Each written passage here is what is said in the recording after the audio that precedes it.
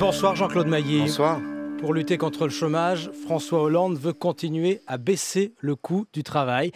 Il l'a dit et redit ce matin lors de ses vœux aux forces économiques et sociales, les vœux qu'il vous a adressés. Est-ce qu'il a raison ? Non, il a tort. Non, il a tort de rester dans une logique qui est une logique, pardonnez-moi, mais un peu aveugle de la compétitivité, comme si la compétitivité, ça n'était uniquement qu'une question de coût du travail. C'est d'ailleurs une logique libérale mise en œuvre depuis plusieurs années, dont on voit les résultats, à la fois en termes de croissance et à la fois en termes de chômage. Non, ça veut dire que le président de la République confirme ou accélère ce que j'appelle moi une dérive libérale sur le plan économique. Mais les marges des entreprises commencent à remonter et ce soir au journal L'Opinion, Pierre Gattaz, le président du MEDEF, dit qu'il faut aller plus loin car les marges des entreprises françaises restent encore bien en dessous, 9 points en dessous de la moyenne européenne. Mais il n'en a jamais assez, Pierre Gattaz. Il en a jamais assez. Et puis, à la limite, je peux le comprendre parce que j'ai un peu le sentiment que du côté des pouvoirs publics, on a fait la liste de toutes les revendications du MEDEF et qu'on est en train de les cocher progressivement. Ah bah là, ça en a répondu, ça en a répondu, ça en a répondu. Il n'y en a qu'une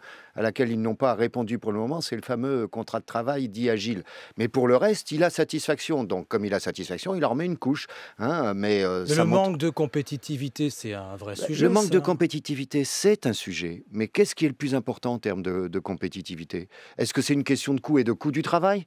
Parce que je rappellerai qu'il y a le coût de l'énergie, il y a le coût des taux de change pour les entreprises qui sont à l'exportation, il y a la compétitivité qu'on appelle hors coût, c'est toutes les questions liées à l'innovation, à la recherche, et là on a un retard dans notre pays, et là on focalise tout sur le coût du travail. En gros, si vous voulez qu'on soit plus compétitif, il faut que vous gagnez moins, d'une manière ou d'une autre. Et le président de la République s'inscrit là-dedans. Alors par exemple, cette prime de 2 000 € par an pour les PME qui embauchent un salarié au SMIC, ou juste au-dessus du SMIC, d'après le gouvernement, cette seule mesure pourrait entraîner 50 000 embauches dès cette année. Ouais, mais enfin, est-ce qu'on peut s'en passer ?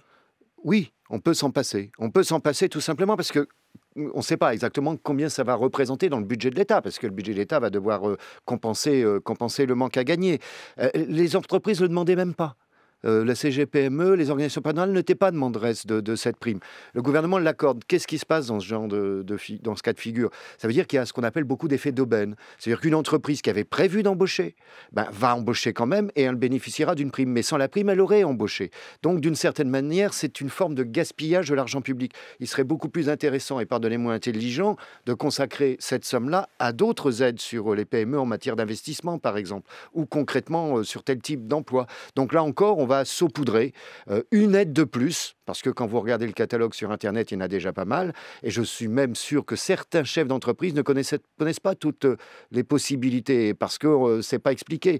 Donc plutôt que de rajouter une aide, il aurait mieux fait de simplifier. Le chef de l'État propose aussi de revoir le système des heures supplémentaires dans une entreprise si l'employeur et les syndicats tombent d'accord, et seulement à cette condition.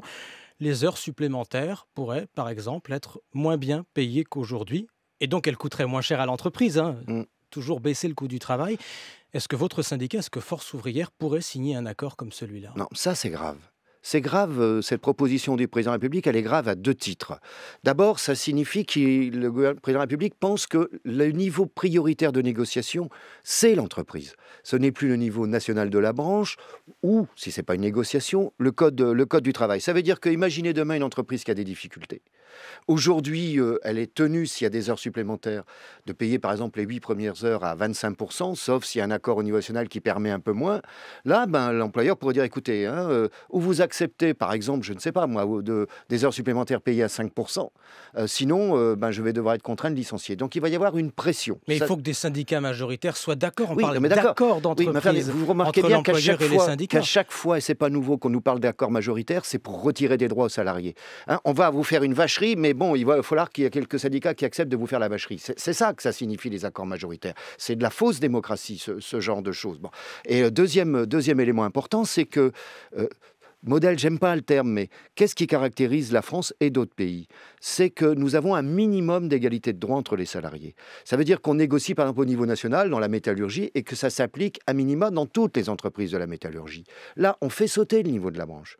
et on va directement dans l'entreprise. Ça veut dire qu'on va accroître les inégalités entre les salariés d'une entreprise à une autre. Mais Et si donc, ça permet de sauver des emplois au cas par cas pour des entreprises, mais pas où là-dessus. encore une fois, il y aurait des accords entre syndicats et Mais attendez, employeurs. on a déjà sauvé des emplois sans ce type de formule dans d'autres entreprises. Je pense à Renault, je pense à PSA ou à d'autres entreprises où il y a eu des accords mais qui ne portaient pas sur les fiches de paye. Là, ça porte sur les fiches de paye. Et il va beaucoup plus loin, le président de la République. Vous savez qu'aujourd'hui, on a des systèmes d'annualisation du temps de travail où vous faites les heures sup à la fin de l'année. C'est 1607 heures.